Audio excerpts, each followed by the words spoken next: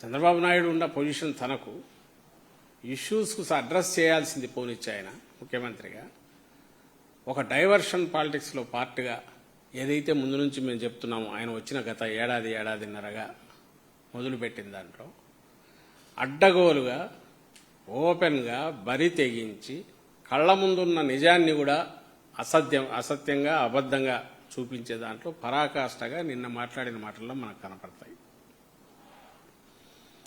గత నెల రోజులుగా తీసుకుంటూనే వరుసగా రోజు రోడ్డు ఎక్కుతున్న వివిధ సెక్షన్స్ పబ్లిక్లో నుంచి సమస్యల మీద వాళ్ళు ఫిజికలీ ఛాలెంజ్డ్ దివ్యాంగులు కావచ్చు, లేదా రైతులు కావచ్చు, లేదా డిఎస్సి రిలేటెడ్ వాళ్ళ సమస్యల మీద వాళ్ళు కావచ్చు, నిరుద్యోగులు, ఇది ఏదేని లేకుండా ఏదో ఒక సమస్య మీద రోజు రోడ్డు ఎక్కాల్సి వస్తుంది, పరిష్కారం మాత్రం దొరకట్ల. వీటన్నిటినీ నుంచి దృష్టి మళ్లించడానికి ఏదో ఒకటి రోజు ఈయన కానీ ఈయన మంత్రులో కొడుకో వీళ్ళు ఉల్టా ఎదురుదాడి మొదలుపెట్టారు.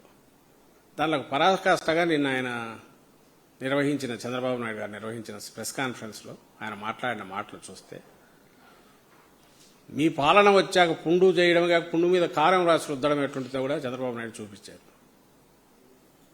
డైవర్షన్ అనేది ఏ లెవెల్కు పోతోందంటే సమస్యల మీద గొంతెత్తితే మీరంతా ఫేక్ ప్రచారం చేస్తున్నారు, సోషల్ మీడియా అడ్డం పెట్టుకో. సోషల్ మీడియా అనే దానికి తనే మొత్తం సోషల్ మీడియాని యాంటీ సోషల్ మీడియా కింద ఒక ఆర్గనైజ్డ్ యాంటీ సోషల్ మీడియా కింద తయారు చేయగలిగిన చంద్రబాబు నాయుడు ఆయన కొడుకు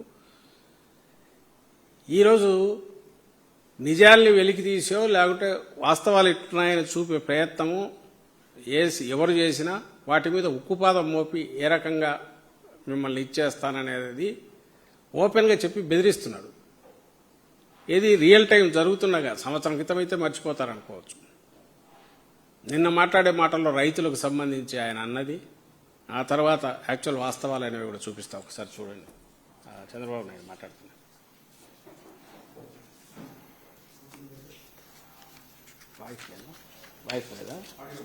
లేదా మీ ఇష్టానుసారం అంటే ఏమనుకుంటున్నారు మీరు?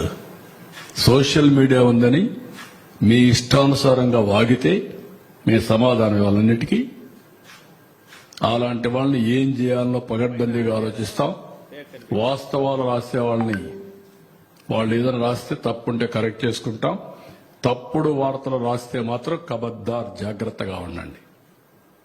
మీరు వేయడం మీ ఫేక్ న్యూస్ అని పెట్టుకోవాలన్నా బుద్ధి జ్ఞానం లేదు మీకు? ఏమనుకుంటున్నారు మీరు? ప్రతిరోజు ఏదో ఒకటి పెట్టి ప్రజల అటెన్షన్ డైవర్ట్ చేసి కావాలని ఫేక్ న్యూస్ అంతా పెట్టే పరిస్థితికి వచ్చారు.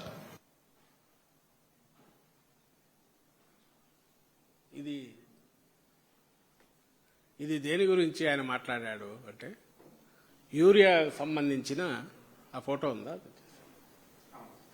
యూరియాకు సంబంధించి రైతుల కష్టాలనేది వచ్చింది.